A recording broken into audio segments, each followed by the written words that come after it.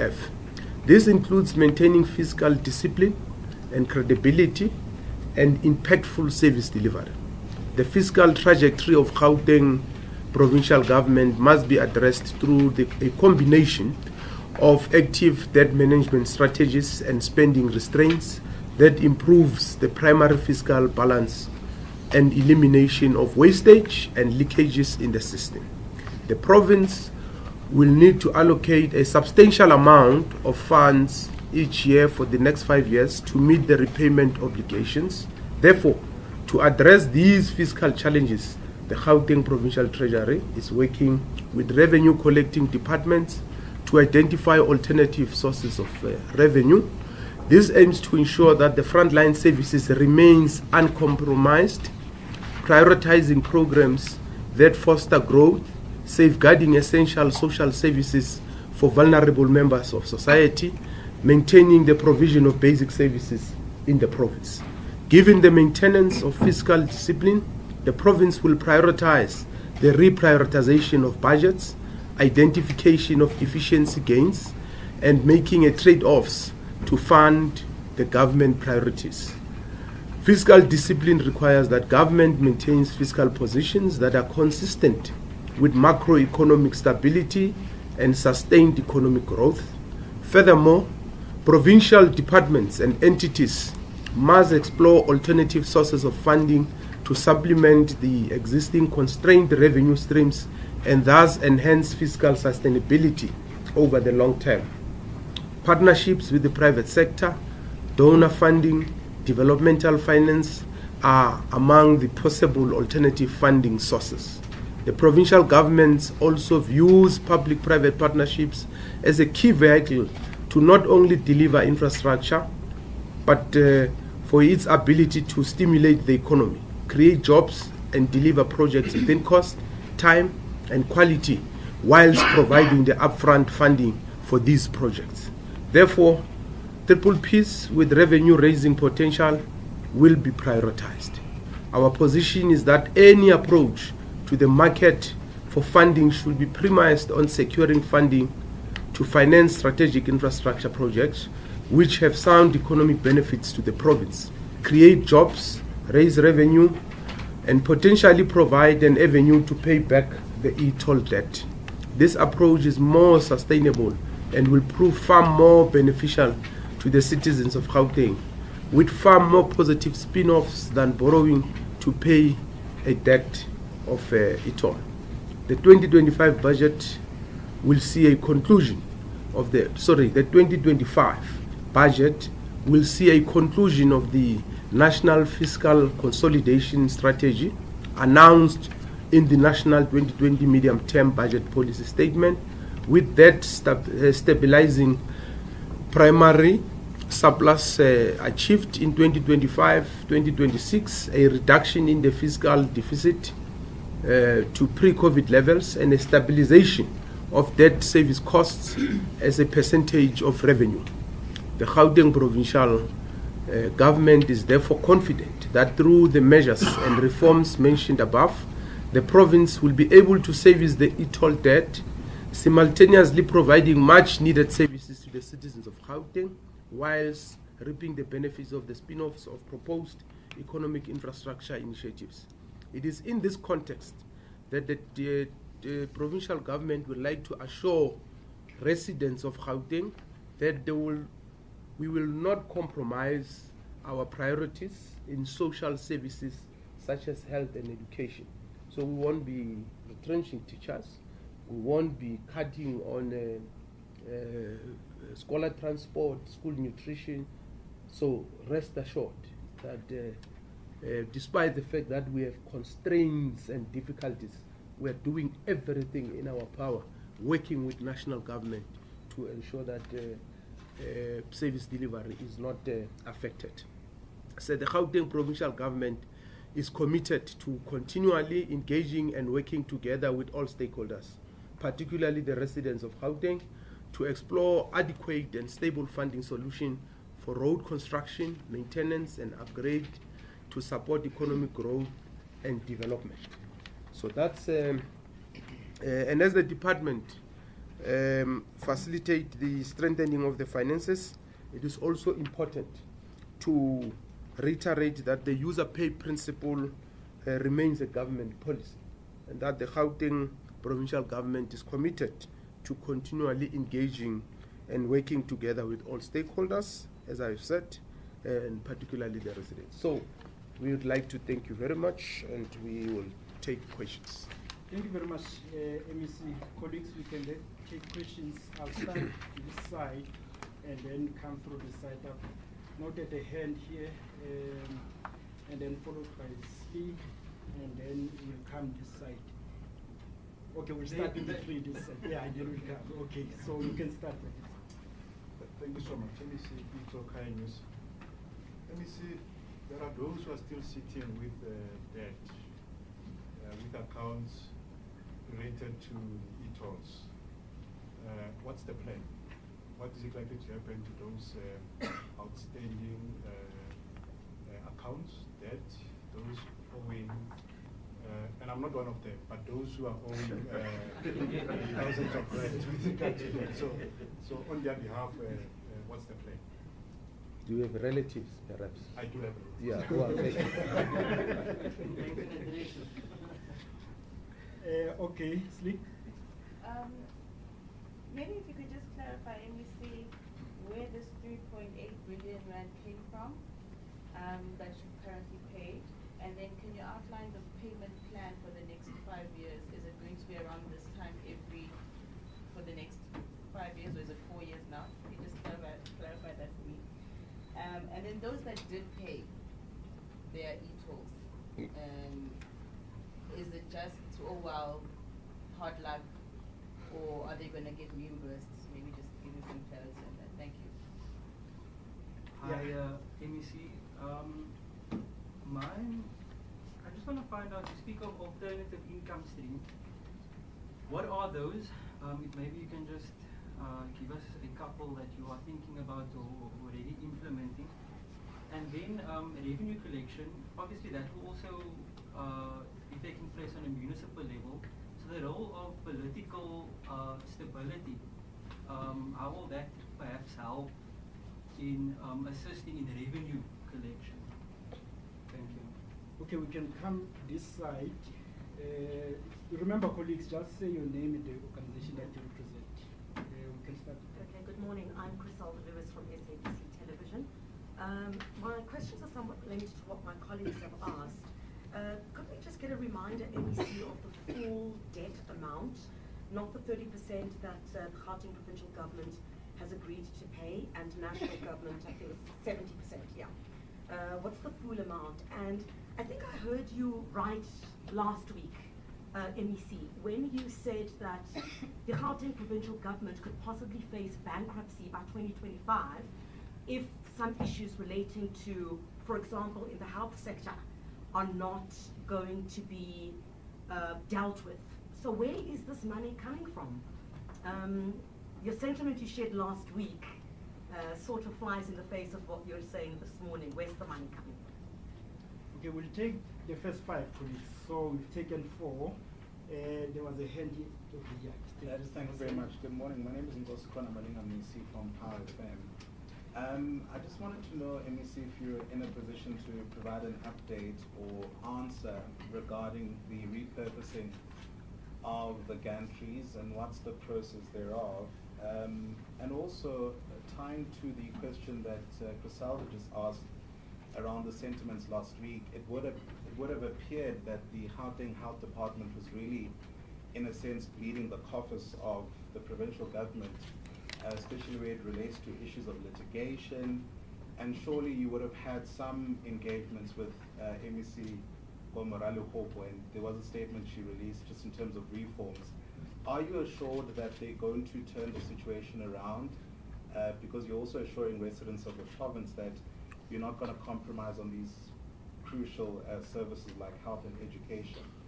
So are you essentially assured that those reforms are what is needed to turn that situation around? And just in terms of education, the MEC of Education earlier highlighted issues around cutting where, you know, the scholar transport is concerned and where the meals, the nutrition meals are concerned. But seemingly there's been a lot of word around that. So if you're assuring that there's not going to be any effects, do you believe that your colleagues are resonating with that particular message? And what is the way to essentially weather some of these challenges and constraints? Ngos. I think I saw need. Yeah. Right. Good morning, MEC and crew. College was in news. Just for clarity, government 5-year interest rate, can you spin more information into us? How many percent is that? And then second question, we're still seeing each one offices operating, especially in the township. Maponya Mon is still there. What's going to happen to that? Thank you.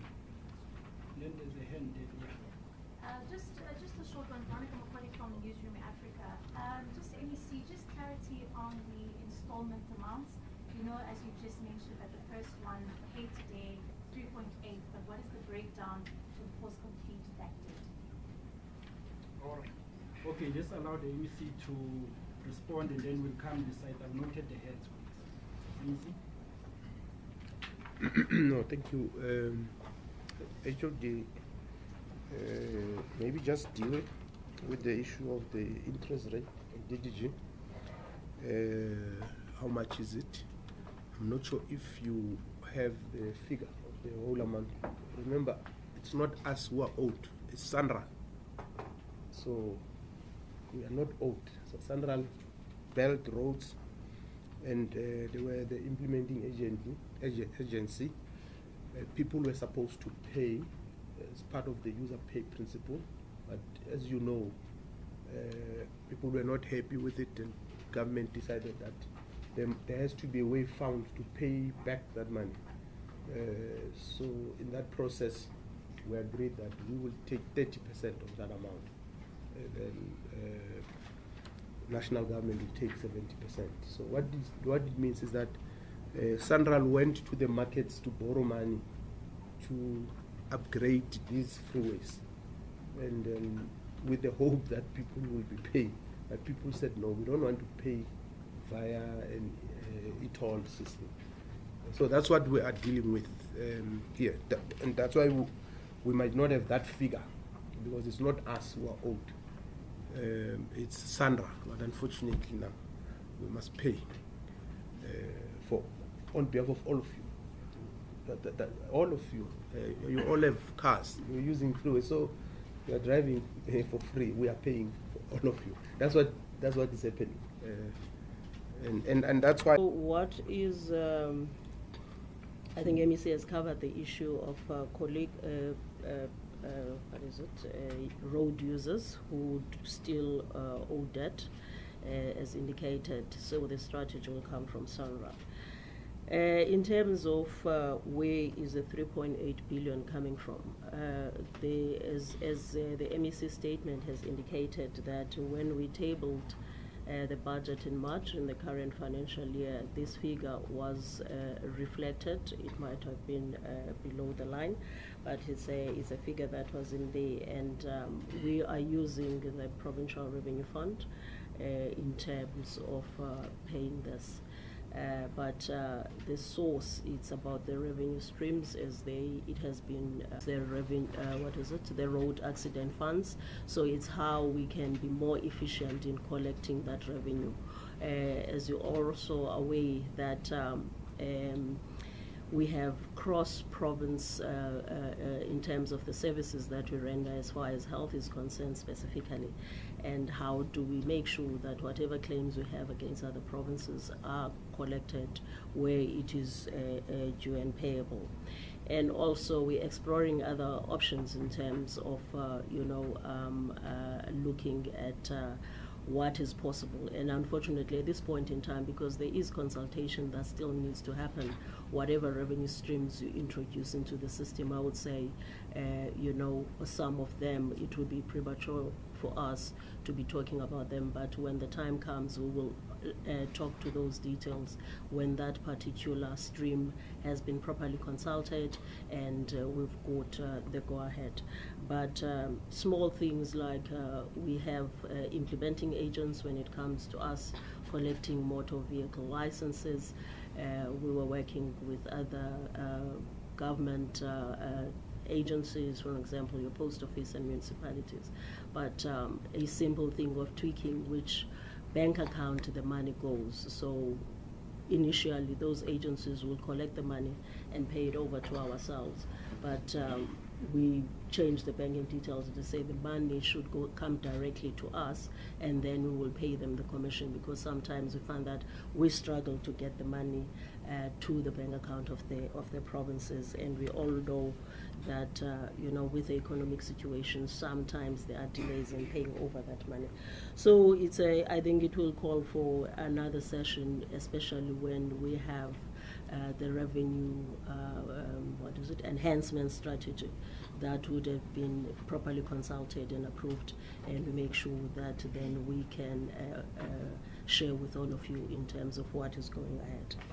And then so I think it also covers the issue of revenue collection in that regard. We're trying to go around how we can improve how we collect by ensuring that the money hits our bank account first, and we pay the commission of our implementing agents over to them, rather than the money starting with them and they pay over whatever is left from our side. We've started piloting that, and it has proven to be quite efficient in terms of what we do.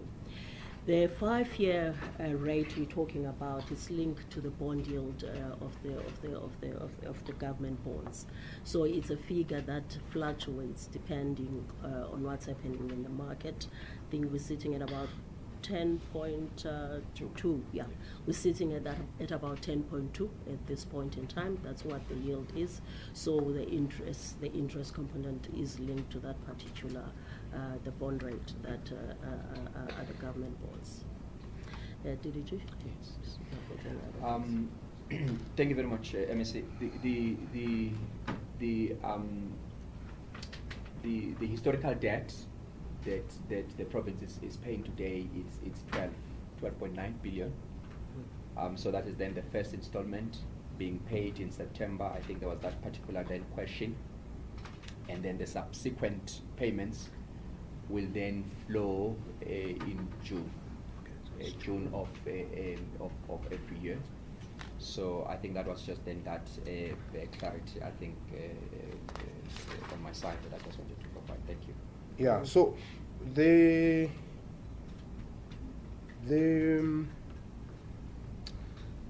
when people were paying for e-tolls, remember it was legal, it was not illegal. And they were paying because they were utilizing the service. So they will not be paid back because it was not illegal. Their money was not collected illegally by government. So I think that will be the answer to that, the first question. And then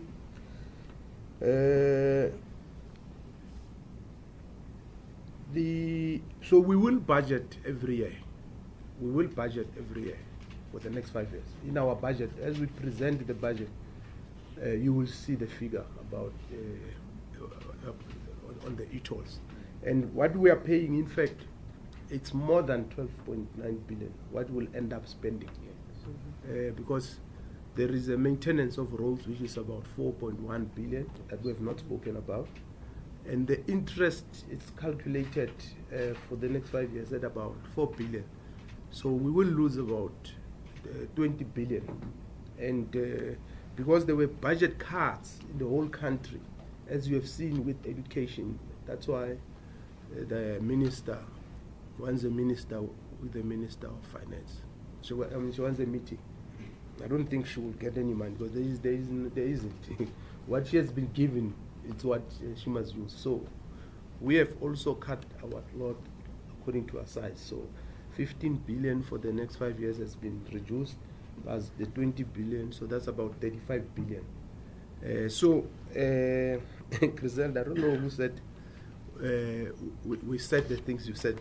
So I don't want to repeat them, because, when I say no, I didn't say that. Someone will just capture that clip and then circulate it.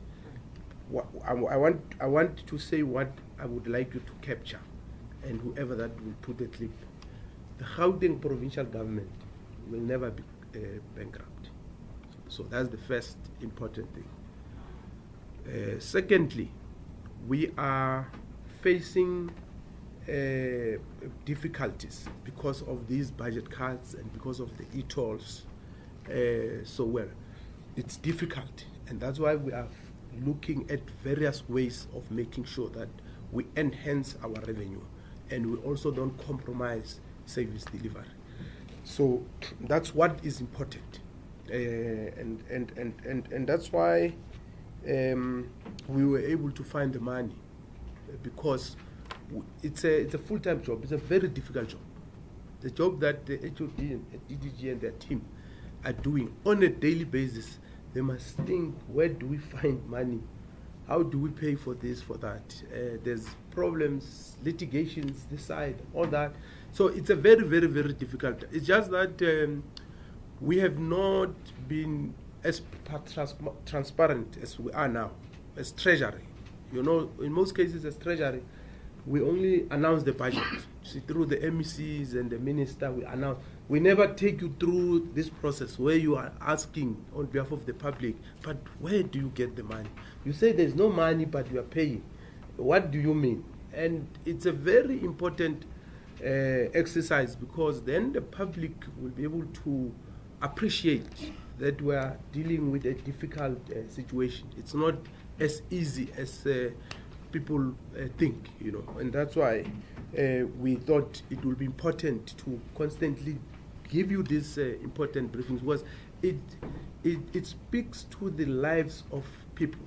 You can imagine if you were to wake up and there's no food in schools, because those kids they are not. It's not an option for them to eat there. It's because where they come from there's no food, so you can't gamble with that. So it becomes important that as a political head responsible for finances in the province, I must be able to address this issue, which is what we're doing here, to say to you, rest assured, you will never have that kind of a situation, because we understand that it is important. We will work hard to try and raise more money. I think the issue of the repurposing of the countries is an issue that I think the Department of Transport here in the province and national will have to answer. We only deal with the money. We only deal with the money, so we don't want to speak on their behalf. We've got the most difficult task of paying. Theirs is easy. It's just to repurpose. So I'm sure they are thinking about that. And then everything in government, it's important. So that's why when you budget everything, it's important. Education is important, health is important, everything. And there's never enough money for anything. In fact, last week I did deal with this issue, and I don't know why it was not captured properly, to say there's a problem for health in the whole country. There are 9 billion rand short. The baseline of our health budget is reduced, but for some reason it's understood to be something else that I said, and I don't know why people are trying to deviate. So already their budget is less, and then there are issues that were raised by the Auditor General and all that, manage those differently. But we are working with all the departments, including that department, to ensure that we help each other, including the issue of education. I did have a discussion with MEC of Education, because I saw what he said, and he did explain his position. I saw what he said, and we agreed with him that whatever our position is, that whatever intervention we make in education must not compromise the first principle of quality, the quality of education, and that there must not be job losses. So it's a principle. As to how we are going to do it, leave it to us. We will do it. The way we are doing the e-tolls payment, we will make sure that the books balances. no one overspends, no one underspends, and that money is put to good use. That's why you've got the treasury, and there's full-time people there who are working about, how many? 800 people who are working full-time on the finance. It's a big task. It's not easy, you know. We have spoken with the MECs and we agree. And then the MEC of Education, that whatever we do, we'll try to ensure that scholar transport is not cut, nutrition, and then teachers are not retrenched. And then, well, they did deal with the breakdown and how we do the pay. Yeah, so I think there was the issue of all the alternative streams have been dealt with as well. The stability, the political stability, it doesn't impact much on in any of the cities. If there's no water, there's no electricity, we are all affected, and that has got an impact on the economy. So the impact might not be immediate and direct to us, but it has over a period of time. Yeah. I think lastly there was a question about what is the total figure. Oh. The total figure is 43 billion, hence our portion is that 12.93%, the 30% of it. Thank you very much, Shudi. I think I'm going to start with the hands, colleagues, this side. There were two hands. So, yes, we can start here. I'm Tammy from University Government. What will happen when the debt is fully paid? Okay, Stephen? Steven Selford from our papers. My question is short. Just wanted to know where is the money going to? Because we have the impression that these countries are wholly owned by an Austrian company. So we just want to know, is the money going there?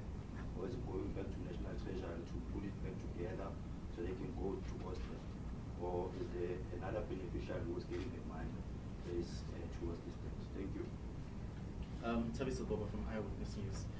Just a matter of clarity, HOD. I know you spoke about where this money comes from. I just want to understand, is this money coming from a reprioritization of budgets? Is it coming from a grant, or is it coming from a bank loan? Just a matter of clarity. And MEC, obviously you're speaking about the financial constraints that the province is facing. I just want to know that the ideas, I know obviously it's not on the agenda today, but the ideas of the States Bank and the States Pharmaceutical Company, under these financial constraints, do you think they're still viable, and is something that the province should be pursuing, considering the current financial status? Thank you. Okay, I think from my side, MEC, while we are obviously now counting the cost of the system, just a question to the government to say, what have we learned now following, I guess, the failure of the e-toll system and what it's costing the province? Thank you, colleagues. This is the last round. So, Pizzo? Just a quick one. Let me see. You didn't answer my question when I asked as to those who are sitting with their accounts. They haven't paid their accounts since the tolls were announced. Is it something that Gauteng can answer as to have those accounts been cancelled? Has it been cancelled? And then just to follow up, also in relation to my colleague here, based on what you've learned, is this not a lack of better word, a wrong precedent to the user pay principle? You explained correctly there, but now in future, shouldn't this be something that might haunt you as how if you want to introduce another user pay principle? Thanks. Thank you very much. Last one there. Yeah, Christo Murolo, American Media. I think HOD tested that not fully aware, especially in terms of maybe also the user pay principle and the revenue enhancement strategy. Some of the roads definitely, they're managed by SANRA at national level, but some of the roads in Gauteng province, fall under the Department of Transport. So how is that, revenue collection departments working, to be able to work together?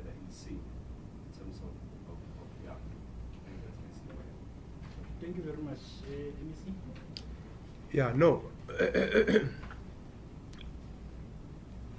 In terms of the roads, you will know there's N, meaning national roads, there's R, meaning regional roads, then there's M, meaning municipal roads. So we are responsible for regional roads through the Department of Transport.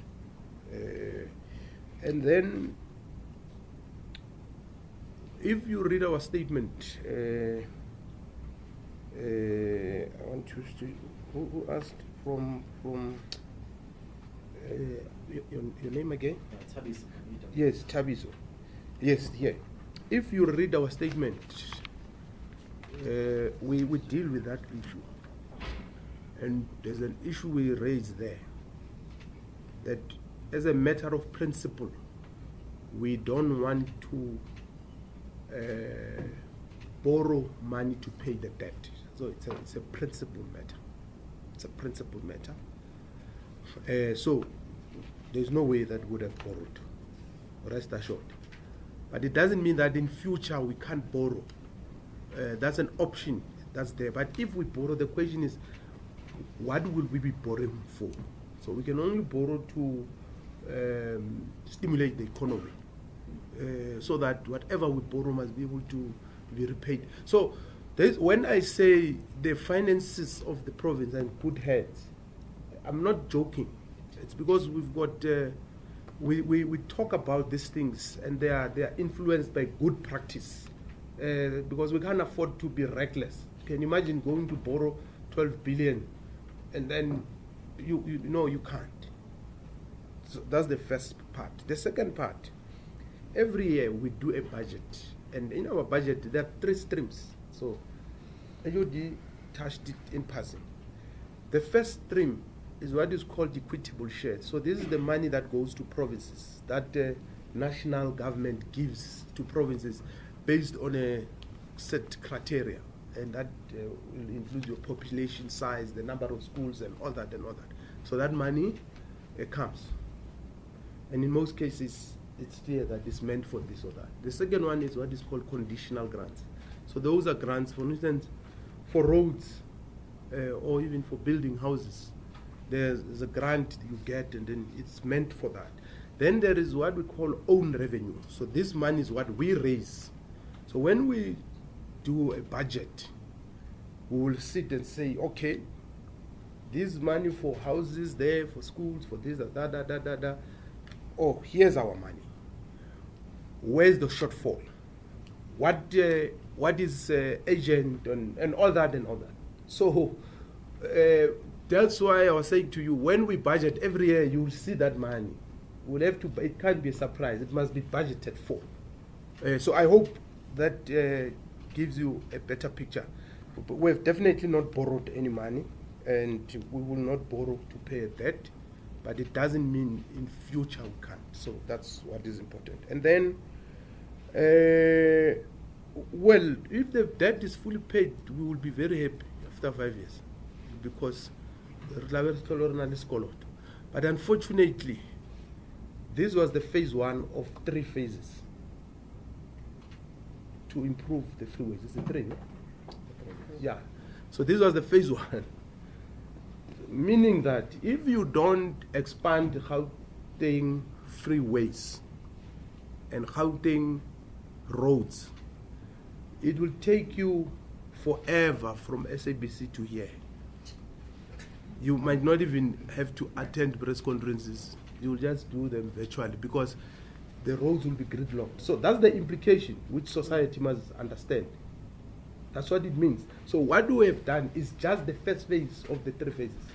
So society must tell us that how are we going to, so all the people who were campaigning against this and all that, they must say, how do we fund the second and the third phase? Because certainly it won't be sustainable, and we can't compromise the user pay principle, because it becomes fair for those who don't have cars or who use Gautrain. We're expanding Gautrain now. It will get to the Val and to West Rand. Some of the people might not even use cars anymore. So you can't then expect those people to pay when they are not, you know. So the user pay principle is very important because it's saying you're paying for what you are using for. So that's why we must not come with conspiracy theories. It came from what country people. What we know is that Sanral issued a tender and appointed whoever they appointed. I don't even know who are those, to build the roads. And now the money must be paid back to those people. Those people, they invested their money. It doesn't matter where they come from. So they must be paid back their money. So we are paying to National Treasury.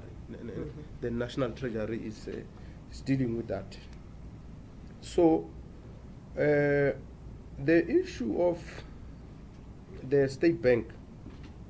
The State Bank is important. I don't know why you guys don't like. You know, one of the problems in this country is that it's very difficult for small, medium enterprises to get loans to do their businesses.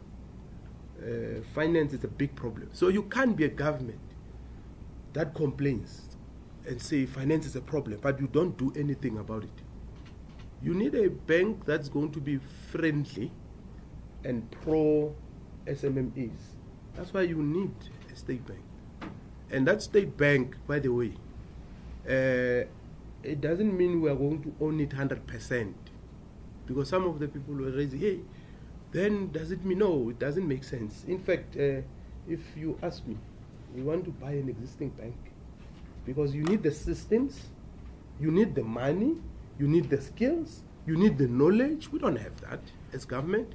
So that we're able to see it in the decision-making structures of that bank. But it's not going to be free for all and just give people like Father Christmas. No, it's not going to happen like that. It's going to be a proper bank, as you know. But people who are in the banks will not like what we're saying. They don't want that. So that's why some of them calls me and complain, why do you want to start a bank? And I say, why shouldn't we start a bank? And then they start saying, the law doesn't allow you. I said, no, we've looked at the law. We can, as long as we don't own a certain percentage. And we're looking at all those things. So it is important to have a state bank. Someone was saying we have problems in health.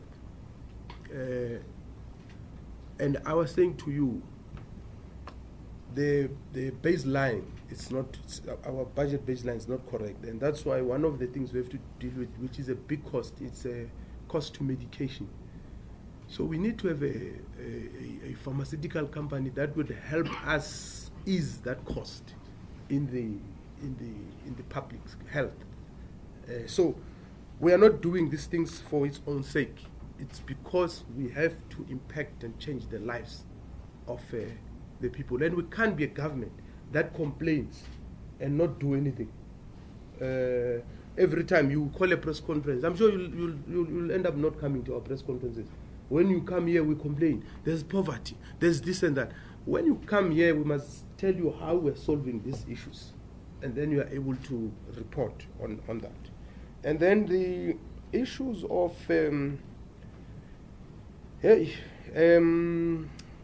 what have we learned? It's a difficult question. It will need us to, I think about it properly. But I think if you ask me, we shouldn't abandon the principle of user pay, and we shouldn't allow what I'll call civil disobedience, because it can lead into things falling apart. There has to be at all times consultations with the public, and that's why we're saying now we will ask our colleagues in transport to start that process. And then you can't cancel the debt because it was not incurred illegally. Remember how train was e-tolls was illegal. That's why the minister had to when you de-establish, gazette and all that. Yeah. So it was the law of the country, and the fact that people decided not to adhere to that law of the country by not paying for whatever reason. That's the issue we're dealing with. So it was not illegal to pay for e-tolls. It was legal. And then, what was Christo saying? Yeah. Oh, I dealt with you. Yeah, I dealt with your issue. Is there anything I've left? No, I think you've covered everything. No, thank you very much, colleagues. Thank you very much, MEC. Colleagues, we've come to the end of our briefing. MEC is available, obviously, for one-on-ones. No, I'm not. The HOD and the DDG will do that. Why? Do you want? Who wants the one-on-one? There are several MEC who requested one-on-ones. How? Yes. Yeah, but HOD and the DDG will. But we will share. Yes. Okay. Yeah. Yeah. Oh, but thank you very much, colleagues.